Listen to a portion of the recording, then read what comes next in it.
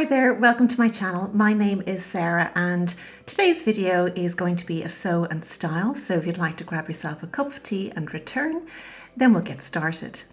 In my last video, I was sharing about how I was slowing down, and part of that is returning to doing things that I love to do in my free time.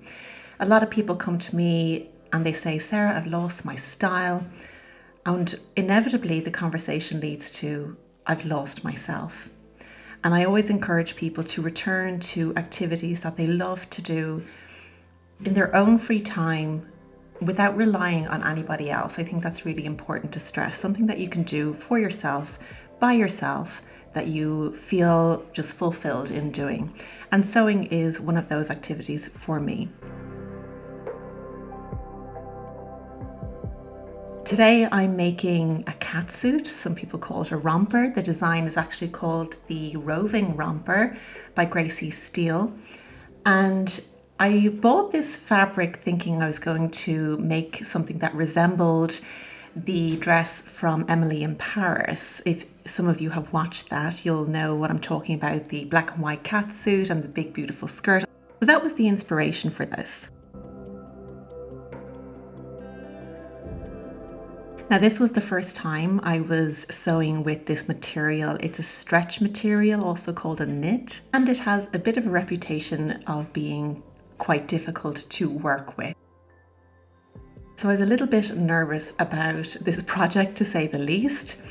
There's a few different things you have to think about. So it was a steep learning curve, but I like to be challenged and I have a growth mindset. So I like to be learning something new and challenging myself all the time.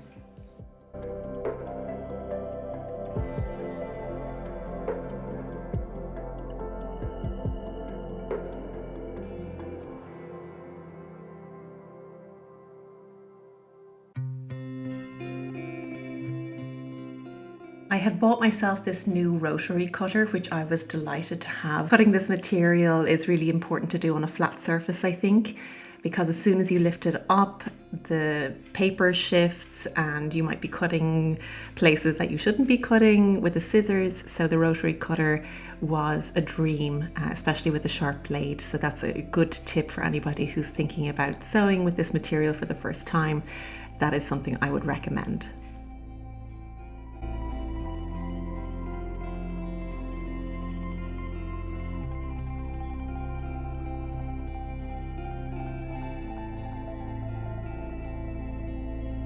Something else I've learned while sewing is the amount of time it takes to make a garment and the effort that goes into it.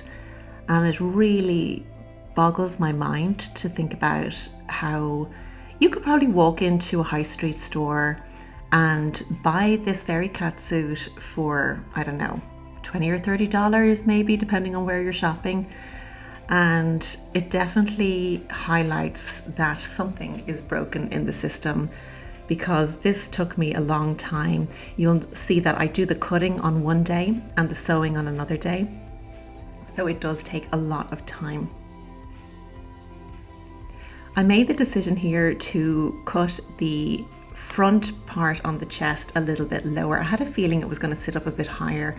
And you'll see in hindsight later on when I show you that I probably should have left it with a little bit higher in the chest. That's something I've learned about this stretch fabric, that nothing as you cut it, it stretches lower or wider than it looks when it's laying flat on the table. So if I was doing this project again, I would probably keep that extra bit of material there.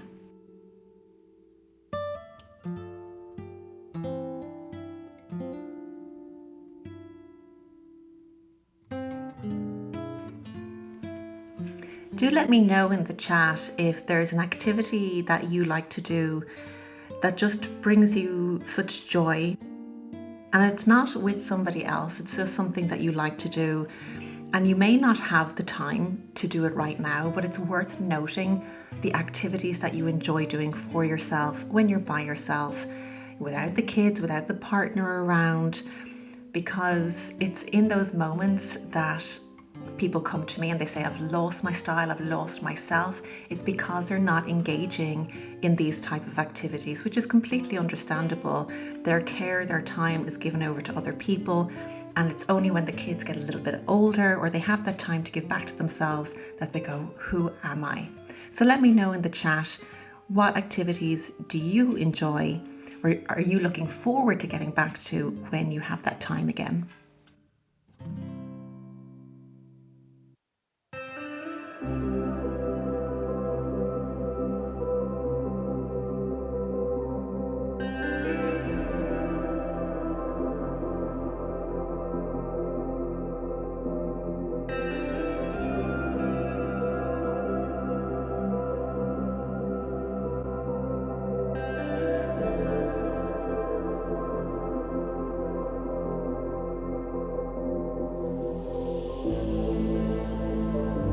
When I cut out this back piece of the fabric, you can see how I'm trying to stretch it out because it looks so narrow, and that's something that I hadn't experienced before. Because of this stretch fabric, you're actually cutting a smaller piece compared to what your body is, because it is a stretch fabric and it's designed to sit skin tight against your body. So I was a bit nervous at this stage when I was cutting this piece out and thinking, oh no, this is not going to work out. I was definitely feeling the nerves here.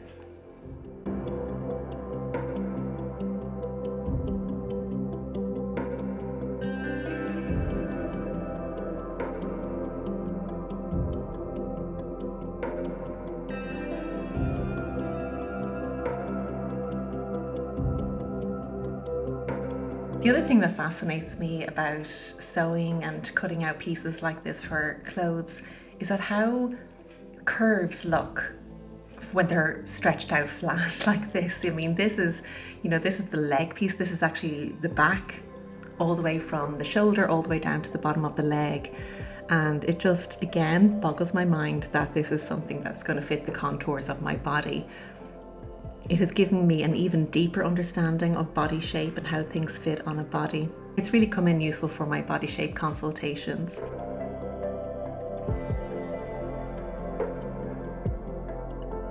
Now the next day, it was assembly day, so the majority of this project was put together on my overlocker.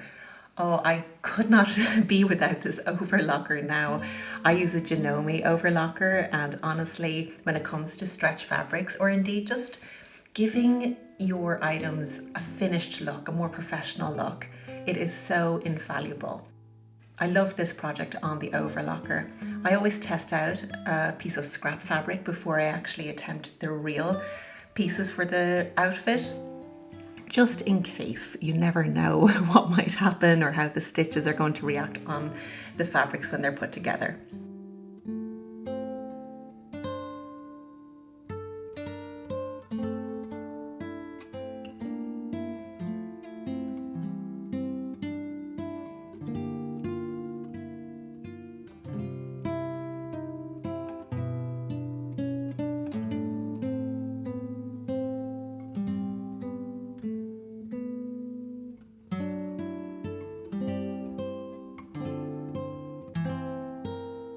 I also tried a new technique called the burrito method here, and this is what I'm turning inside out. This was also another nerve-wracking moment because you don't know how something's going to turn out until you flip it inside out, and you're sure that you've caught all the various sides of the fabric. So I really was on the edge of my seat with this project. It really tested me.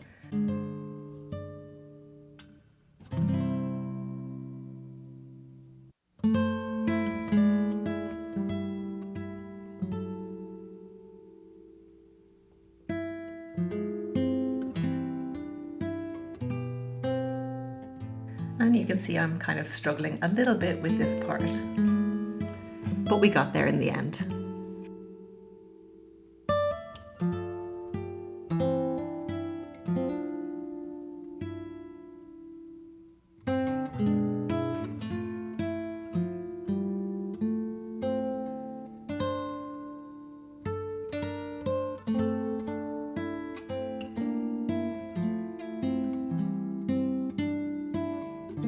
And there was just a couple of more steps to complete and we would be at the final product, which I could then try on, and I'll show you that just now.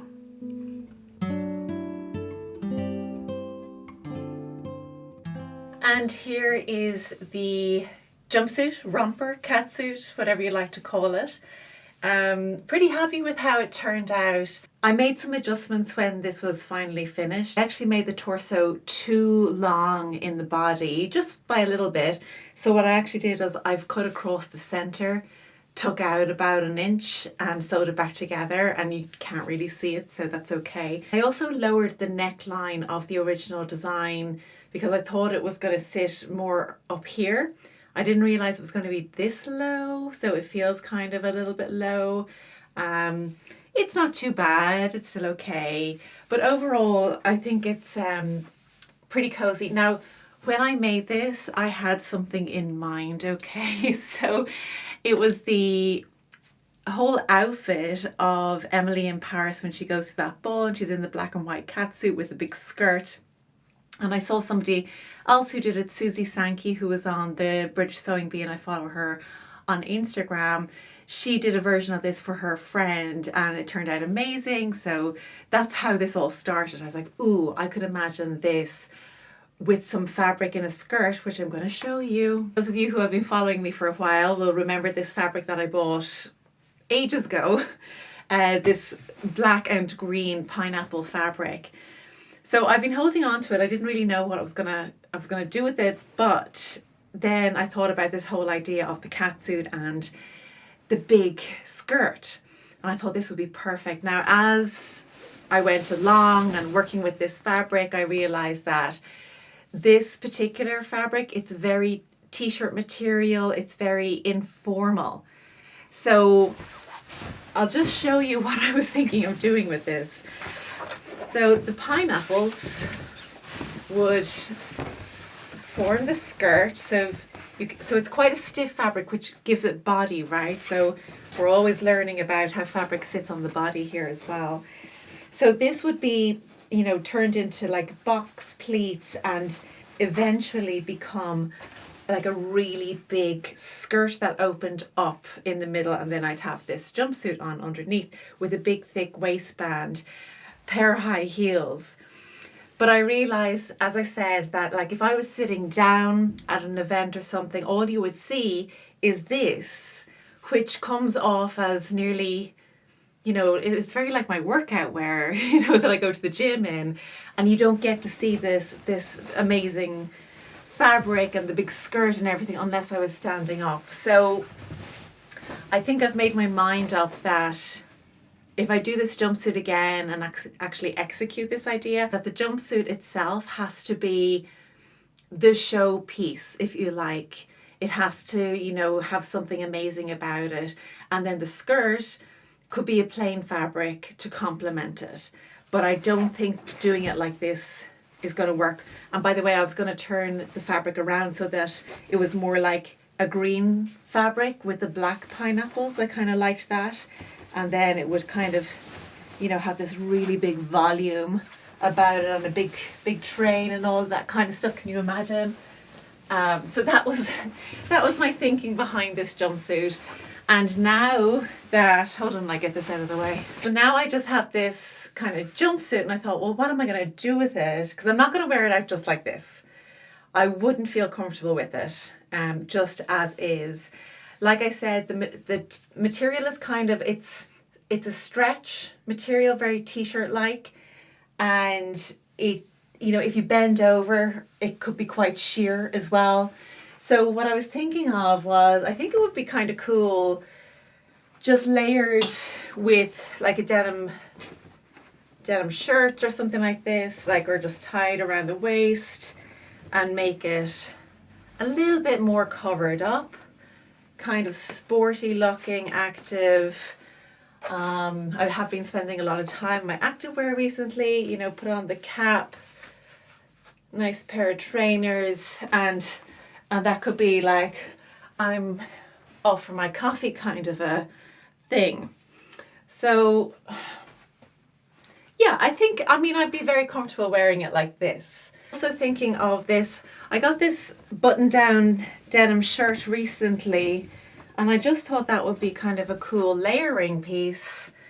Again, with like sandals as we come into summer, or a light pair of trainers that tied at the back. Like, it just adds a nice layering moment. And by the way, if any of you are feeling like, you know, you're kind of conscious of lumps or bumps or juicy bits, as I like to call them, or you feel conscious of the tummy, maybe if some of you might be apple shape, this kind of look can be really great for somebody like that, because if you're wearing monochrome underneath, it's very lengthening and it disguises anything that's going on underneath. Layered with something long like this creates those long vertical lines. So it's good for anybody who's kind of conscious of that tummy area and wants to create a little bit more length in their figure. And we all know what happens when we create length in our figure. It inevitably makes us look slimmer. So if we stretch something out, it becomes slimmer. Not that that is always what we're trying to achieve, or maybe even ever, but if it is something you want to do, lengthen out the body, narrow it, going monochrome, creating two long vertical lines on top of that is the way to do that. I had a lot of fabric left over as well from this project, so I just made a bit of a t-shirt. I'll just throw that on and show you as well. And here is the t-shirt that I made. So I just kind of copied a t-shirt that I already have. I just kind of cut around it, added some seam allowance, and I did this all on the overlocker for the most part. Initially made it a little bit longer, but then I was like, no, you know what? I like the option of having something cropped where I've got high-waisted, because if you've been here a long time, you know that I like to play with the proportions. My torso's longer in comparison to my legs, so having something high-waisted in trousers or a skirt, a crop top, plays around with those proportions and kind of flips them a little bit. Very much kind of a trial and error kind of a top. I mean, it's very wearable. I probably did the stitch at the bottom a little bit too tight or high tension, so it's kind of got this little kind of a wiggly bottom to it, which I don't mind actually. It kind of adds a little bit of texture to it, which is fine. I did a little turn up on the sleeve here. I don't know if you can see that on the camera. So a little bit of detail there, and yeah, I mean I like how this turned out. It's, you know, super casual, but again, it's, you know, I'm in my kind of casual vibes going on at the moment, so this suits me very well with this style of trouser, pair of trainers, maybe some kind of a shirt or jacket over it as we come into that hopefully warmer weather of spring. I still have some of this material left over, and I'll probably just make another couple of t-shirts maybe out of it, or indeed some gym tops, because the way the jumpsuit turned out, I put 2 layers on around the bust, and there's actually quite a lot of support in it when you do the 2 layers. So I like that, and I think that would work really well as a gym top as well. If you like this video, please give it a thumbs up, subscribe to the channel if you haven't already, and I'll see you again next week with another video. Take care. Bye bye.